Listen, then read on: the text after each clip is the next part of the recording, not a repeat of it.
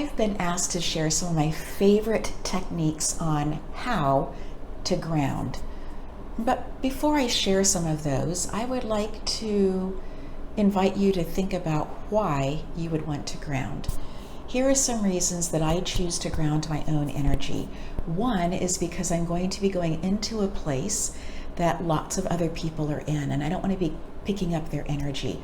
And that might even be on an airplane.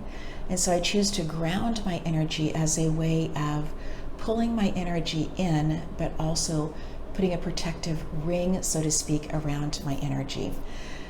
Another reason for why I might want to energetically be grounding is because I'm going to be going into a conversation that I already have some anxiety about. There is something about the way that I was asked to come into the conversation, or that I received an email saying that I need to come into this conversation. And there's just something energetically about it that I can't quite figure. And in that space, maybe starts, as I look into the future, starts to feel a little bit anxious or a level of concern. And so into that space, I want to ground my own energy so that I am showing up authentically as myself, not an anxious version of who I am. And here is yet another reason why I might want to choose to ground my energy.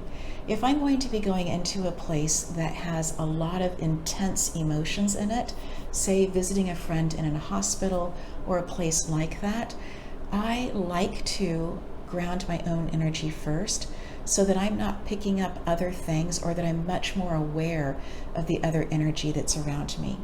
So those are just a few reasons why I choose to ground my energy first. Let's get into how to ground the energy. There are multiple ways of grounding the energy. I believe that each of us is a beautiful expression of the divine. And in that space, that each of us has our own unique ways that feel really, really good to us in multiple seasons, in ways of being able to ground. So some of the ways I share, you might think, never worked for me. Then you don't need to try it again. Go into the places that do work for you. But here's a way that I really, really like to ground. One of them is to see my energy as a pillar of light. And as I see that energy as a pillar of light, I begin to see it becoming more intense in its light. I see it becoming stronger and brighter, but I also see it being very, very authentic. Maybe I'm seeing it connected to the one I call Papa. Maybe I'm seeing that light energy being connected deeply into the ground where I feel rooted. Which brings me to another way of grounding. If I see myself as a tree, and sometimes I have a hard time doing that, and so maybe I go and get underneath a tree that's really well rooted, and if I can get barefoot, totally choose your own comfort level with that.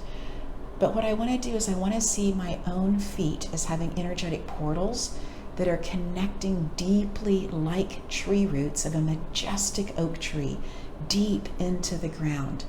And as it's doing that, it's connecting in with this incredible energy that has always been there, that is coming up through my energetic roots into my physical being.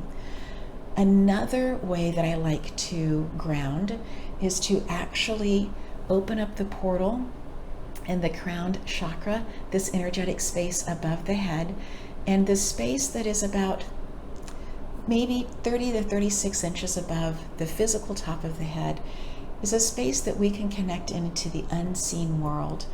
And just to see like a beautiful, huge shower head, one of those gorgeous rain showers, just seeing this energy coming, descending on me, and just purifying all of my physical energy, but also my biofield, that space that some people call an aura that's outside of us.